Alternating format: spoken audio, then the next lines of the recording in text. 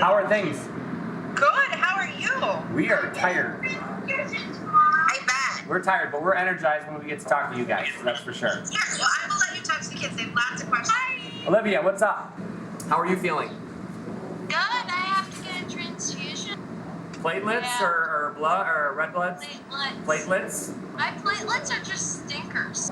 Yeah, they like to play hide and seek. Yeah. How are you guys feeling? When my knee feels like it's gonna pop out, and when all the above, we're gonna think about you, and I talked to the team about you, and we say prayers for you guys in the mornings. Talking to you gives us a lot of energy. It's there every day on the van. I know, I do, and that's what's awesome. You saw your picture on the van on the FaceTime Live yesterday. Yeah.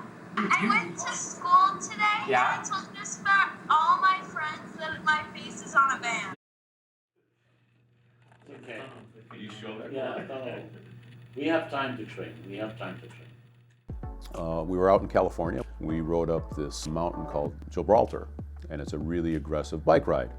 And so a couple days later, after a couple of margaritas, we said, well, what's the next challenge for our bike ride? I said, well, if we're going to ride across the country, why don't we ride across the country for a cause? I couldn't think of any better cause than CALS and pediatric cancer. So after the second margarita, I had texted Stacy, didn't even give it a second thought. Just woke up the next morning and there was a return text, we're all in. And so, you know, after something like that happens, you think to yourself, well, what's the moral of that story? Is that, you know, that people don't text and drive, but don't tequila and text either.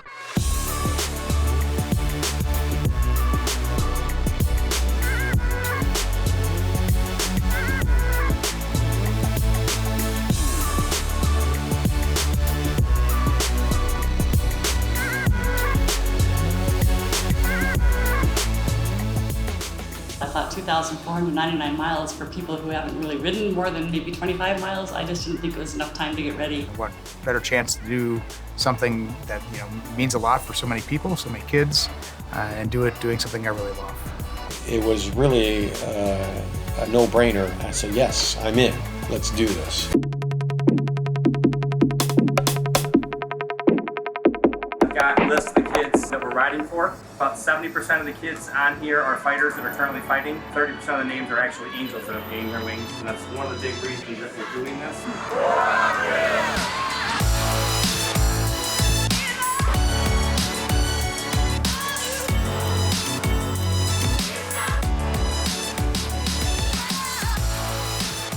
The challenge was daunting, to be quite honest. It was a year ago that we had that conversation, and you don't think about it at that point. But then as the year goes on, you start to think about it and you go, well, what did I get myself into? So I can't say that I wasn't nervous about it.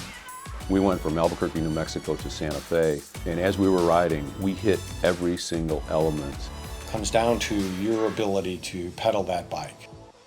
We've got a group of riders that have sacrificed their lives for 5 weeks to come out here to help these kids, to push CALS Angels mission forward. Hi, Liv, how are you? Hi. We rode for you today, I know you know that. I just want to say thank you. No. I think what you're doing is so awesome. Stacy and everybody I've talked to tell me a lot about you, and you're very excitable and very adventurous and very spirited. Is that a good word? Yeah. I can see the spirit, number one, which is awesome. How long have you been fighting?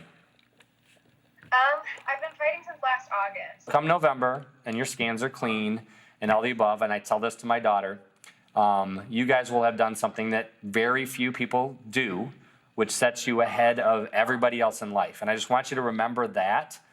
You'll be like, I kicked cancer's ass. This is nothing.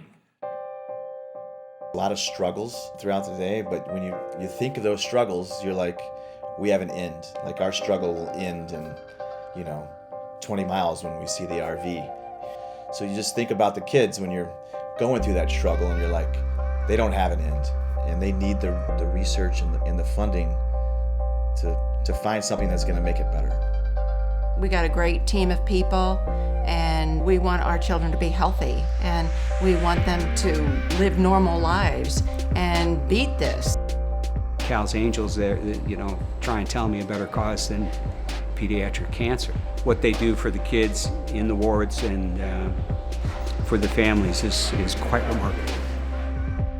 finding out your child has cancer. For me, it was Maddie. To be out here grinding, this feels very much like what our battle with cancer was over a 3-year period. You know, I do have a personal friend who lost his battle with Ewing sarcoma. I had a picture of him along on this entire ride.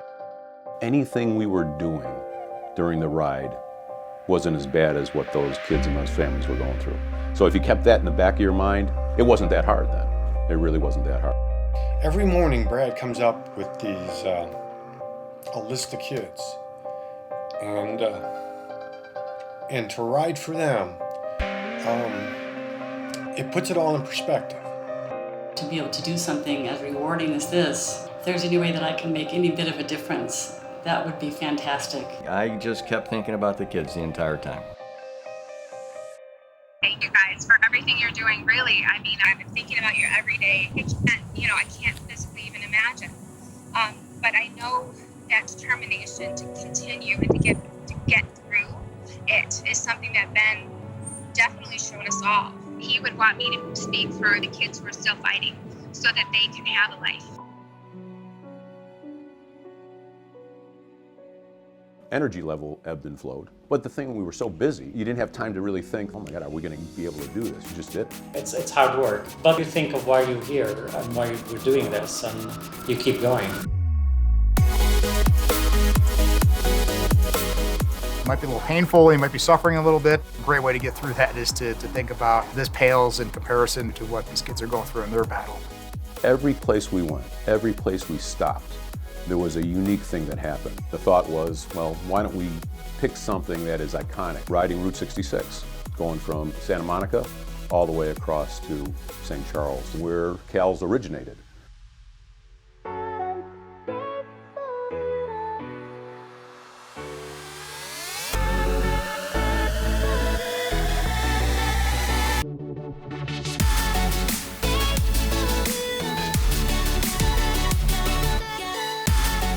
It went so fast. I mean, the WOW ride has been fantastic.